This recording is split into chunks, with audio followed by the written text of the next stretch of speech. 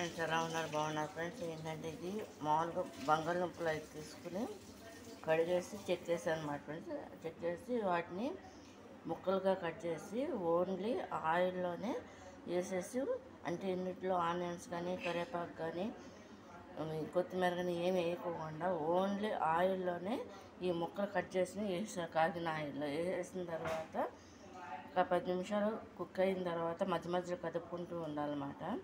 Cook అయిన తర్వాత దాంట్లో పసుపు, కారం, సాల్ట్ అన్నీ కూడా వేసేసాను అనమాట ఫ్రెండ్స్. వేసేసిన తర్వాత అది ఈ విధంగా కుక్ అయిందనమాట ఫ్రెండ్స్. ఇది కనుక మీకు నచ్చినట్టయితే లైక్ చేయండి, షేర్ చేయండి, సబ్స్క్రైబ్ చేయండి ఫ్రెండ్స్. ఇది బంగాళదుంప ఫ్రై అనమాట ఫ్రెండ్స్. ఇది ఒక టైప్లో ఓన్లీ ఆయిల్ ఫ్రై అనమాట. చెక్కు తీయకుండా కూడా చేయవచ్చు అనమాట ఫ్రెండ్స్. ఇది బాగా కడిగేసేసి ఇట్లాగే. కానీ ఏంటంటే దీని మీద మూత పెట్టుకుని అటు ఇటు కదుపుకుంటూ ఉండాలన్నమాట మధ్య మధ్యలో అనమాట ఫ్రెండ్స్. దీనికి ఈ ఫ్రైకి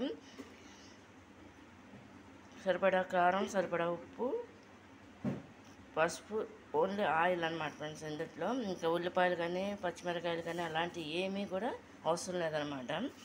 దీనికి టమాటా రసం కానీ పప్పుచారులో కానీ చాలా బాగుంటుంది అన్నమాట. ఇట్లా అయినా తినేయచ్చు అనమాట, తినగలిగితే.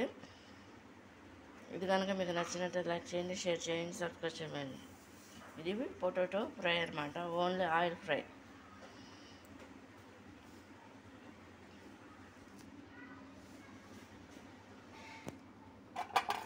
ముక్క కూడా బాగా ఉడుకుద్ది అనమాట, ఓన్లీ ఆయిల్లోనే కాబట్టి. ఇట్లా